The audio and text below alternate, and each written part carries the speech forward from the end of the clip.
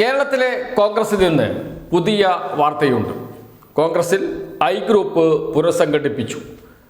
ഉന്നത നേതാക്കളാണ് ഐ ഗ്രൂപ്പിന് നേതൃത്വം കൊടുക്കുന്നത്. എം ഹസൻ, കെ ജോസഫ്, ബെന്നി ബെഹനാൻ എന്നിവരാണ് എ ഗ്രൂപ്പിൻ്റെ പുതിയ നേതാക്കൾ. 2 മാനേജർമാർ കൂടിയുണ്ട്, PC വിഷ്ണുനാഥും ഷാഫി പറമ്പിലും.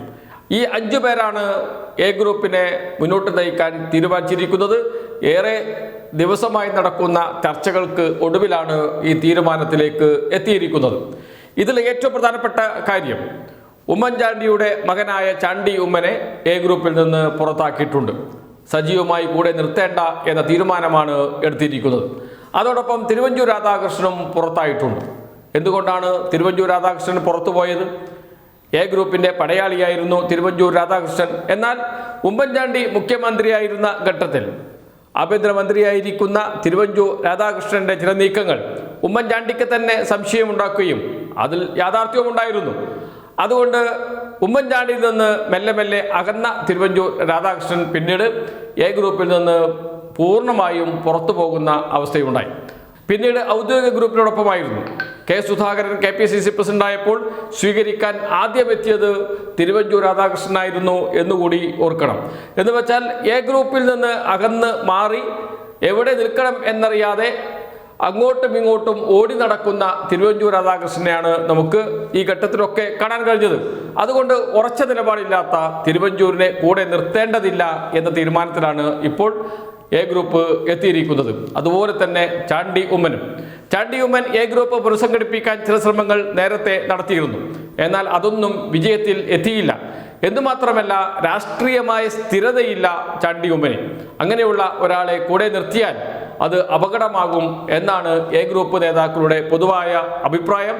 അതനുസരിച്ചാണ് തിരുവഞ്ചൂരിനെയും ചാണ്ടി ഉമ്മനെയും മാറ്റി നിർത്താൻ തീരുമാനിച്ചത്.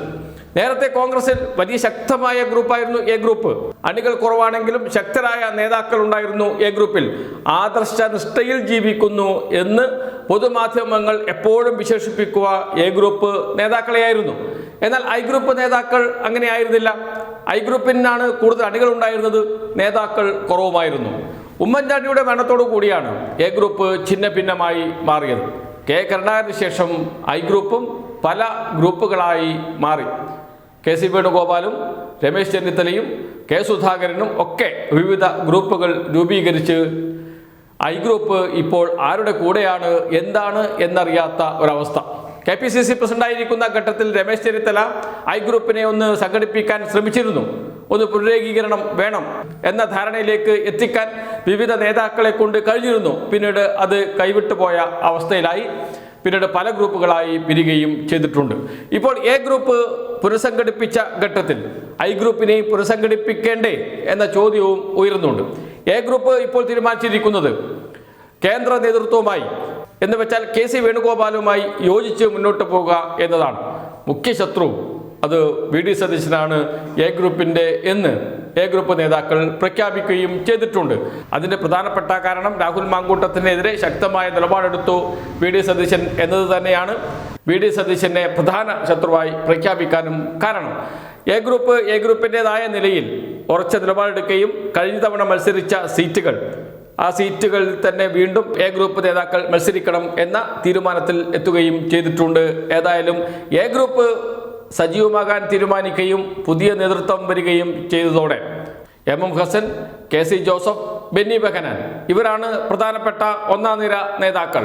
ഇവരുടെ താഴെയാണ് മാനേജർമാരായ PC വിഷ്ണുനാഥും ഷാഫി പറമ്പിലും ഉള്ളത്. കാര്യങ്ങൾ നിയന്ത്രിക്കുക, പ്രധാനമായും തീരുമാനങ്ങൾ എടുക്കുക, മാധ്യമങ്ങളെ കാണുക, നിലപാട് പറയുക എന്നതൊക്കെ ഷാഫി പറമ്പിലിൻ്റെയും PC വിഷ്ണുനാഥിൻ്റെയും ചുമതലയാണ്. എന്നാൽ ഉന്നത തലത്തിലുള്ള ചർച്ചകൾ, അതോടൊപ്പം തന്നെ സീറ്റ് വിഭജനക്കാര്യത്തിലുള്ള ചർച്ചകൾ ഇവയൊക്കെ മുതിർന്ന നേതാക്കളുടെ കീഴിലായിരിക്കും. അതിൽ തീരുമാനമെടുക്കുക എം ഹസനും ബെന്നി ബെഹനാനും KC ജോസഫും ചേർന്നായിരിക്കും എന്നാണ് ഗ്രൂപ്പ് നേതാക്കൾ തന്നെ പറയുന്നത്. ഏതായാലും എ ഗ്രൂപ്പ് ശക്തമായി ഒറ്റക്കെട്ടായി മുന്നോട്ട് പോകാൻ തീരുമാനിച്ചിട്ടുണ്ട്. മറ്റു ഗ്രൂപ്പുകളെല്ലാം ചെറിയ കഷ്ണങ്ങളായി ഇപ്പോഴും തുടരുകയാണ്.